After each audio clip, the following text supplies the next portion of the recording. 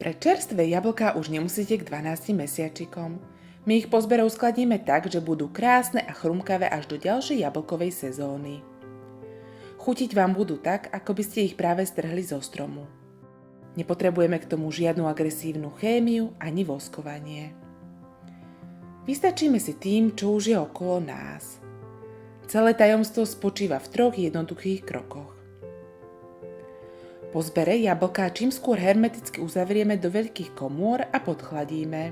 Tým sa zníži dýchanie jablk. Jablká, podobne ako ľudia, dýchajú kyslík a produkujú oxid uhličitý. V komore filtráciou bežného vzduchu cez uhlíkový filter zvyšujeme obsah dusíka a znižujeme obsah kyslíka.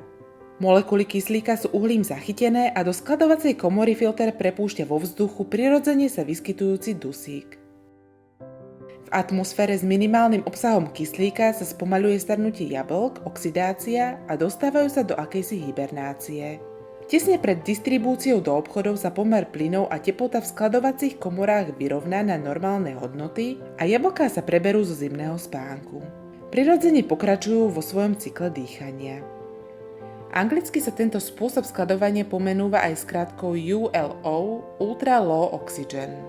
Ako tieto deje fungujú, sme sa opýtali Gorazda Trnovca, ktorý má na starosti všetky procesy uskladnenia ovocia v našej spoločnosti.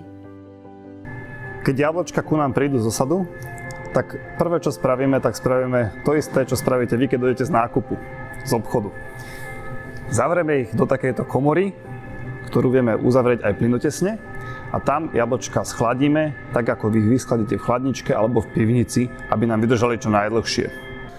Toto je teplný stroj, ktorý odoberá teplo jablčkám, odovzdáva ho vode, ktorá sa mení na čistú vodnú paru a hore v tom výmenníku, v tej vežičke, sa to odovzdáva do okolitého priestoru. Jablčka máme schladené a prichádzame do fázy, ktorú teda nemáme šancu spraviť doma, ale nám to technológia umožňuje, a to je znížiť dýchanie jablčok na minimum, takže im znížime kyslík, koncentráciu kyslíku. Pomocou uhlíkových filtrov prefiltrujeme normálny vzduch, z ktorého získame čistý vzdušík a tento dusík vtlačíme do komory.